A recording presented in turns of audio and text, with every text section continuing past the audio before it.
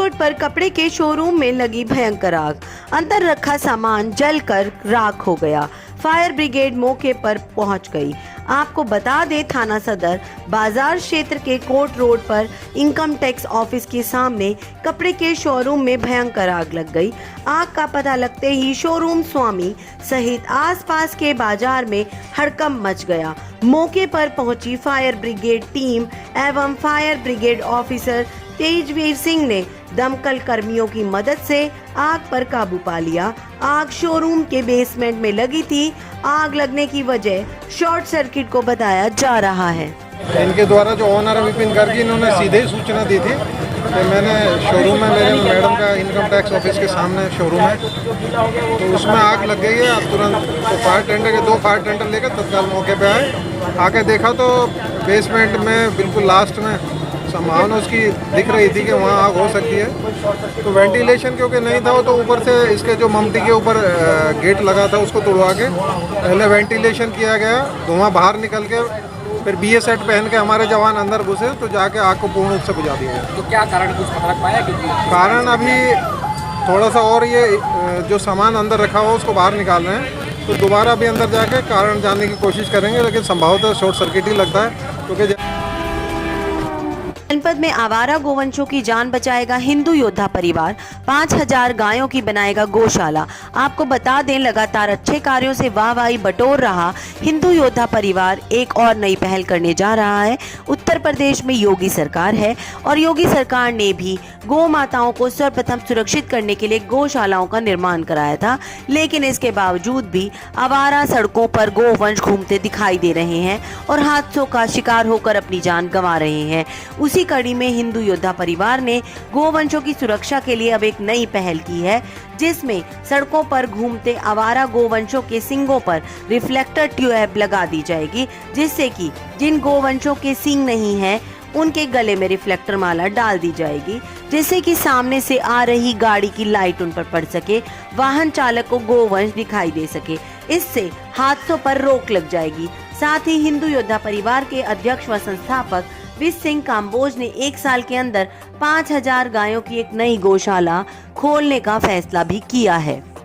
हमने इसलिए प्रेस वार्ता की है कि हिंदू योद्धा के परिवार की तरफ से हमने एक नई पहल शुरू की है, जिसमें काफ़ी समय से देखा जा रहा है कि जैसे गौ माता, गोवंश और जो है नंदी रात के अंधेरे में सड़कों पर सुनसान इलाके पर चलते फिरते रहते हैं, जिनके पास कोई आसरा नहीं होता रहने का। तो हम लोग काफ़ी समय से देख रहे हैं कि वाहनों द्वारा चोटिल हो जाते हैं या उनकी मृत्यु हो जाती है एक्सीडेंट होकर। तो हमने ये जो है रिफ्लेक्शन जो रेडियम की टेप है उनके सींग पर लगाने का कार्य शुरू किया है। ये जैसे कि जिसके सींग नहीं है, जिससे गोवंश के या गौ माता के, तो हम उनके गले में ये रेडियम का जो बना हुआ है पट्टा डाल लें, ताकि दूर से आते हुए वाहन को अंधेरे में दिख सके कि सामने गौ माता या फिर गोवंश नंदी वगैरह आ रहे हैं। सहारनपुर पूर्व घोषित कार्यक्रम के अनुसार राष्ट्रीय लोक दल नगर निकाय चुनाव के संबंध में एक बैठक दामोदरपुरी में हुई, जिसमें नगर निकाय चुनाव समिति के मेरठ सहारनपुर मंडल प्रभारी पूर्व विधायक राव अब्दुल वारिस, श्री अभिषेक गुज्जर, श्री सुनील रोहटा मुख्य अतिथि के रूप में उपस्थित रहे। बैठक को संबोधित करते हुए सुनील रोहटा ने कहा कि राष्ट्रीय लोक दल पूरे प्रदेश में सपा के साथ मिलकर निकाय चुनाव लड़ेगा। पूर्व विधायक राव अब्दुल वारिस एवं श्री अभिषेक गुज्जर ने कहा कि निकाय चुनाव में राष्ट्रीय लोक दल हर स्थिति से निपटने के लिए तैयार है। निकाय चुनाव लोहिया एवं चौधरी चरण सिंह जी की विचारधाराओं को केंद्र में रखकर लड़ा जाएगा। तीनों महानुभावों ने कार्यकारी जिलाध्यक्ष राव केसर को निर्देश दिए कि सहारनपुर में 12 की 12 निकाय सीटों पर चुनाव की तैयारी करे। उन्होंने कहा कि राष्ट्रीय लोक दल पूरे उत्तर प्रदेश में अपनी पूरी क्षमता के साथ, दमखम के साथ निकाय चुनाव लड़ेगा। बैठक में मुख्य रूप से हाजी सलीम कुरैशी, राव फरमान, शौकीन राणा, आरिफ मुखिया, गजेंद्र चौधरी, रविंद्र गुज्जर, चौधरी परम सिंह, इरशाद सलमानी, राव गालिब एडवोकेट, अनुज वर्मा, अतुल फंदपुरी, चौधरी अरविंद, पंकज, अंजुम कुरैशी आदि मुख्य रूप से उपस्थित रहे। सहारनपुर में एक छोटी सी बच्ची सृष्टि बंसल ने अपने हुनर से अपने माता पिता को डांस एकेडमी खोलने पर विवश कर दिया। बच्ची के माता पिता का कहना है कि उनकी बच्ची डांस में अच्छे मेडल ला रही है, यहाँ तक कि मॉडलिंग में भी नंबर 1 आ रही है।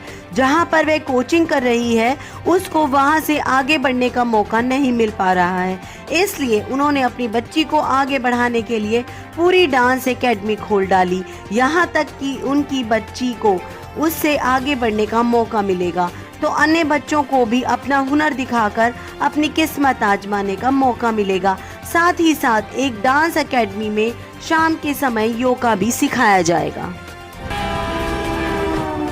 सहारनपुर द्वारा एक टेक सेमिनार का आयोजन वाणिज्य कर भवन दिल्ली रोड पर किया गया, जिसका विधिवत शुभारंभ अध्यक्ष ज्ञानपाल गुप्ता, महामंत्री देवेंद्र वाधवा और legal cell chairman Rajesh Kapoor द्वारा किया गया। गोष्ठी में जीएसटी में आए नए प्रावधानों एवं बदलावों पर विस्तृत रूप से चर्चा की गई। सर्वप्रथम ज्ञानपाल गुप्ता, अनिल गुप्ता, चंद्रमोहन शर्मा, HK अरोड़ा द्वारा सेमिनार के स्पीकर श्री रणकेंद्र जी, ज्वाइंट कमिश्नर SIB भारत में ग्लानी जी, अंकित गर्ग, दीपक जैन एडवोकेट का माल्यार्पण कर स्वागत किया गया, जिसके उपरांत अंकित गर्ग एडवोकेट द्वारा GST में आए नए परिवर्तन जो 1 अक्टूबर से लागू हो गए हैं उनके संबंध में विस्तृत चर्चा करते हुए जानकारी दी गई। बताया कि GST वार्षिक रिटर्न जमा करने की तिथि 31 दिसंबर है और वर्ष 2021-22 से संबंधित यदि कोई ITC लेने जा रहा है या रह गई है तो उसे 30 नवंबर तक लिया जा सकता है। Rajesh Kapoor, tax advocate association Saharanpur जो हमारी है उसका मैं लीगल सेल का चेयरमैन हूँ।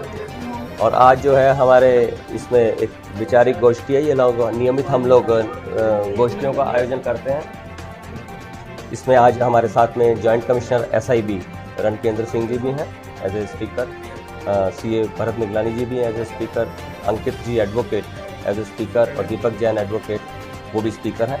तो विधिक रूप से चर्चा करनी, क्योंकि लगातार अमेंडमेंट्स हैं GST के अंदर, बार बार चेंजेस आ रहे हैं, तो अपडेट किस तरह से रहे हम लोग, ये एक हमारा उद्देश्य है। तो इसीलिए हम लोग हर महीने एक इस प्रकार की एक विधिक गोष्ठी का आयोजन करके जिसमें एमिनेंट स्पीकर्स अपने विचार रखते हैं और जिससे हमारे साथी लाभान्वित होते हैं। टैक्स एडवोकेट एसोसिएशन सहारनपुर के सानिध्य में ये हो रही है। हमारे अध्यक्ष ज्ञानपाल गुप्ता जी हैं, महासचिव देवेंद्र वाधवा जी हैं और कोषाध्यक्ष राम कुमार जी हैं और सभी हमारे सदस्य यहाँ पर बैठे हैं।